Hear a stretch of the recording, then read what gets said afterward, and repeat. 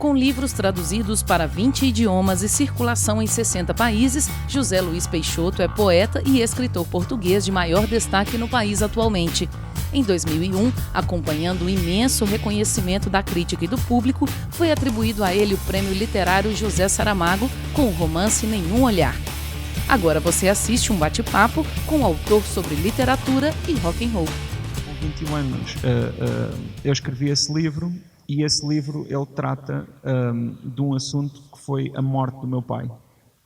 Para mim esse foi um momento muito determinante na minha vida e que tem deixado marcas em muitos livros que escrevi, não só nesse.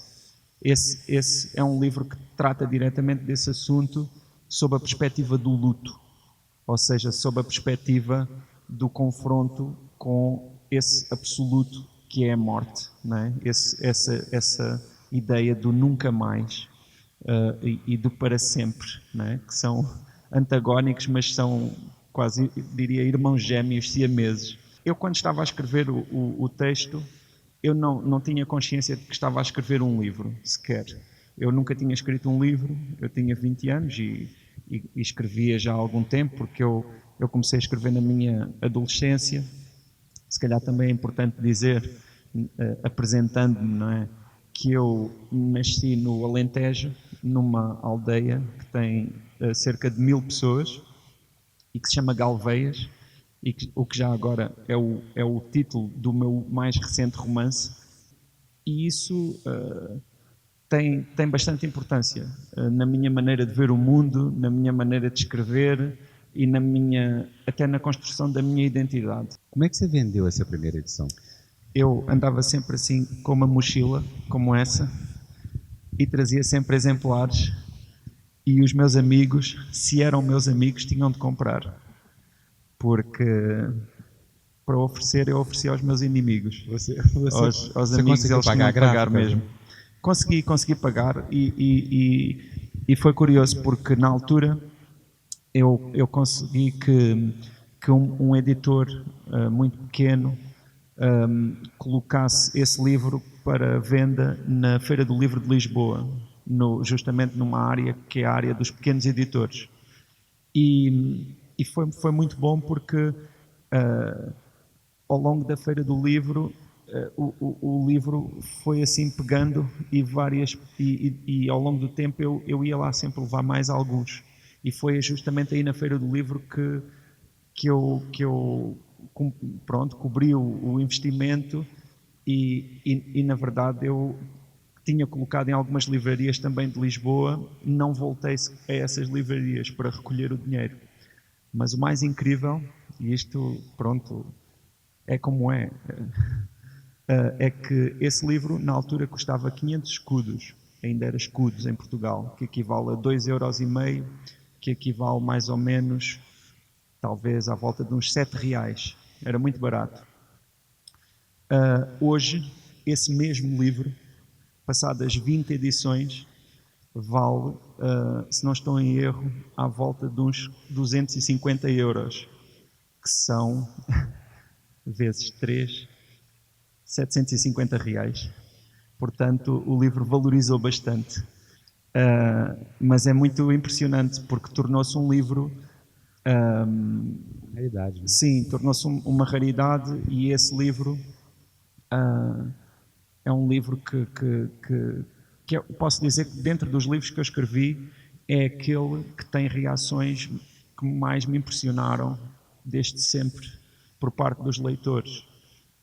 Porque é um livro muito íntimo, também é um livro que eu arranquei de dentro de mim. Quer dizer, é um livro que não é comparável com nenhum outro livro que eu tenha escrito, por conta da intensidade que ele transporta. Em que eu estive em Ouro Preto e depois voltei, também estive no Fórum das Letras de Ouro Preto e noutros eventos aqui em Minas, eu sempre senti que essa questão da ruralidade facilitava bastante o entendimento e a conversa, porque efetivamente há alguns aspectos da ruralidade que são fundamentais quando falamos de literatura e que têm que ver com coisas tão elementares como a relação com a morte, por exemplo, porque quando se vive num ambiente mais rural, vive-se próximo da natureza, e na natureza nós sabemos que há ciclos da vida, as coisas, existe uma exposição muito mais próxima à morte dos animais, dos elementos, do dia, das estações, não é? Mas também com outro aspecto que é fundamental na literatura e que é a relação e a vivência do tempo, a respiração, não é? Eu viajo bastante e vou a muitas cidades, mas eu sinto-me um privilegiado por ter aprendido a respirar numa aldeia com 1000 pessoas, porque aí respira-se com um ritmo que eu acho que é mais humano. A música eu acho que é fundamental para qualquer pessoa que escreva, não é? Porque a música faz parte da natureza da própria escrita. A música é um elemento que está presente na própria escrita. No discurso existe ritmo, no discurso existe até harmonia, há questões da composição musical, e eu, quando falo com músicos, estou a falar a mesma linguagem, porque são exatamente as mesmas da composição literária. A relação, não é, com a música, com as diferentes músicas é muito diferente, não é, de pessoa para pessoa. Eu lembro-me sempre eu acho que era o Mondrian, o pintor, que é o Mondrian, não é, que tem aqueles quadros cheios de figuras geométricas. É. Obrigado pela confirmação. Ele pintava a fazer aqueles quadros, não sei se estão a ver, que são só assim retas e linhas muito sóbrias. Ele pintava a ouvir jazz, e jazz muito mexido, que à partida para nós parece-nos todo um contrário, não é, daquele rigor. Você está querendo dizer que se ele tivesse conhecido Sepultura, ele ouviria Sepultura? É possível, porque vamos ver uma coisa. Eu por exemplo, acontece muito essa questão com música pesada, ou noutros lugares às vezes acontece com os piercings, as tatuagens. Vamos ver. São milhões de pessoas que ouvem música pesada. Há milhões. Piercings e tatuagens também é uma coisa super vulgar. Eu sei que não há muitos escritores a dizerem eu ouço Sepultura, ou eu ouço Ratos de Porão, que também é uma banda bastante diferente, mas que eu também gosto bastante. Mas quer dizer, não há porque quer dizer, estamos a falar do Saramago. Quando o Saramago estava a formar-se musicalmente, essas bandas não existiam, por isso é difícil que ele alguma vez pudesse escutá-las, né? Se bem que eu posso dizer uma coisa curiosa envolvendo-me a mim, ao Saramago e a música pesada, que é, em 2003, eu fiz um projeto com uma banda que se pode dizer que é assim mais ou menos o paralelo português do Sepultura, que se chama Moonspell, e que foi um livro que eu escrevi, chamado Antídoto, e que foi feito ao mesmo tempo que eles fizeram um disco que se chama Antidote, porque eles falam em inglês, cantam em inglês, né? E que foi todo assim um projeto artístico, porque cada texto correspondia a um tema do disco e tal. E aconteceu, por exemplo, de uma vez eu ter um debate, uma conversa com José Saramago num canal de televisão português, em que depois apareceram os Moonspell como surpresa, e eles tocaram ali um som bem pesado para o Saramago. Se forem no YouTube podem encontrar, ver o Saramago a ouvir Moonspell, que é muito engraçado. Porque quer dizer, há uma revista de poesia americana que se chama Poetry, poesia mesmo, e que tem um subtítulo que eu acho magnífico, que diz, traduzindo para português, portanto o título é Poesia e o subtítulo da revista é Há Só Uma. Não é? Eu acho que música também é assim, música, há só uma. É claro que nós sabemos que estas questões dos géneros musicais envolvem muitos aspectos que são exteriores à música também, não é? Nós sabemos que estas questões das tribos urbanas juvenis também têm muito que ver com o aspecto visual, também têm muito que ver com aspectos semânticos, têm que ver com muitas questões. Mas a música, há só uma. Eu sou um fã de heavy metal desde sempre. Para mim, em 1991, com 17 anos, assisti a um show de Sepultura em Cascais, num pavilhão que é o Dramático de Cascais. Na altura era a Sepultura com os dois irmãos, Max e Igor Cavalera. E tinha acabado de sair o disco Arise. E quer dizer, eu devo muitíssimo não só a Sepultura, como a muitas bandas de música pesada.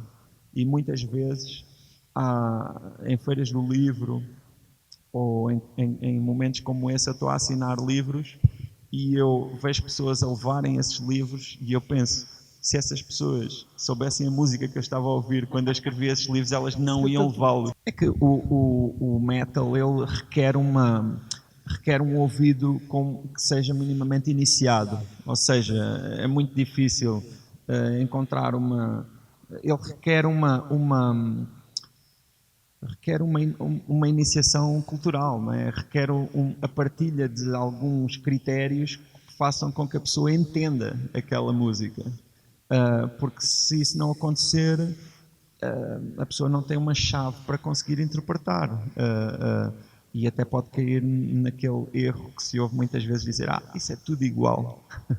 Não é. Ou que é barulho e não é barulho. Não. Bem, vamos ver.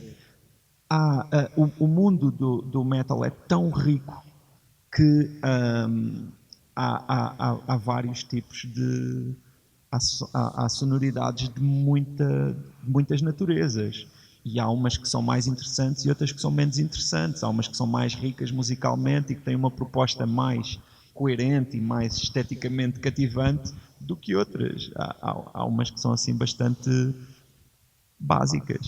Eu acho que qualquer pessoa que ouve assim heavy metal ao longo do tempo se habitua a ter uma vivência bastante privada desses sentimentos. Porque a maior parte, não há muito assim a ilusão de que se vai partilhar isso com alguém. Ou seja, eu no meu carro tenho a música que eu ouço quando estou sozinho e a música que eu ouço quando estão outras pessoas.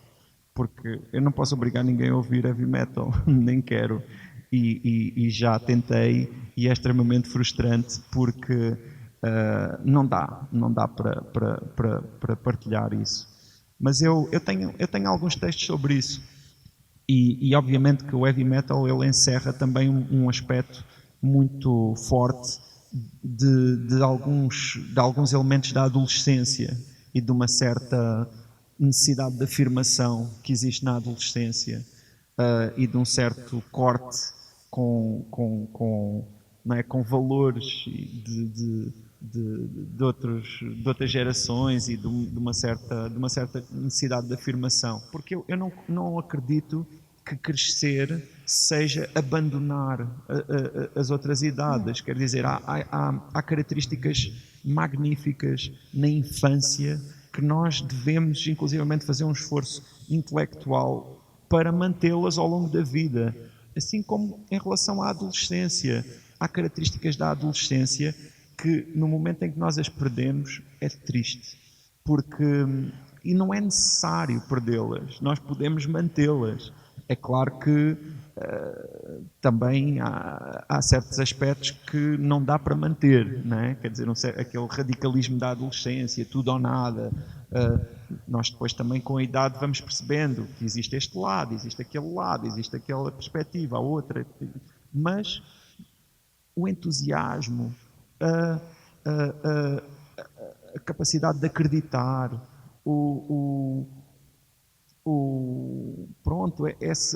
uma certa inocência até desses sentimentos, eu acho que é de preservar, porque sem isso fica tudo muito sem graça. Tudo é uma influência. Aquilo que eu acho que aquilo que é importante é chegar a esse ponto em que realmente tudo é uma influência. E isso acontece quando se está sempre a pensar sob a mesma perspectiva. Ou seja, quando a forma de pensar é sempre uma forma de pensar que tem como fim a escrita, então tudo o que acontece vai ser absorvido nessa direção, vai sempre ser, não é? Quando há alguma coisa que me estimula, seja de que área for, seja a ver o Cidade Alerta, ou seja a ver não é, o Godard, ou seja a ouvir a Sepultura, ou seja a ler uma carta antiga da minha avó, se há ali alguma coisa que mexe comigo, então eu sempre a contraponho com as questões que eu tenho nesse momento e que são questões do âmbito da literatura. Há um momento, se quisermos, que é muito importante e que às vezes não se fala muito nele, que é um momento, e que é um momento até assim bastante, é um estado de graça, que é o momento em que ainda não se escreveu nada, em que ainda não se colocou uma palavra no papel, mas em que o projeto já existe, em que já existe uma visão, lá. Pode haver alguns elementos já, mas ainda se está a definir. E eu vivo muito esse momento, mas também tenho de saber, às vezes, passar à ação, né? No momento certo, e depois essas medidas são sempre muito subjetivas, mas eu gosto muito de desfrutar desse momento, porque nesse momento tudo é possível, e nesse momento aquilo que se vai fazer é extraordinário, não é? No momento em que se coloca uma palavra, em que se faz uma frase, em que se faz um parágrafo, em que se faz um capítulo, então vai sempre afunilando e as possibilidades vão sempre sendo menores, porque aí já começou o caminho, não é? Já partiu daqui, já não pode partir dali, nem do outro lado, e isso faz com que pelo menos no meu caso, eu normalmente vou como dizer, vou rejeitando ou vou desistindo de algumas ideias, vou tendo de me conformar com abdicar de algumas ideias e de perceber, não, esta afinal não é para ficar neste lugar, porque os meus livros eles constroem um caminho e têm uma certa coerência de temas e de várias questões, mas ao mesmo tempo também é verdade que eu às vezes sinto uma certa tentação de destruir tudo, assim justamente como as crianças quando fazem aquela torre e depois quando a torre já está assim grande, não é? Dá tanta vontade de dar assim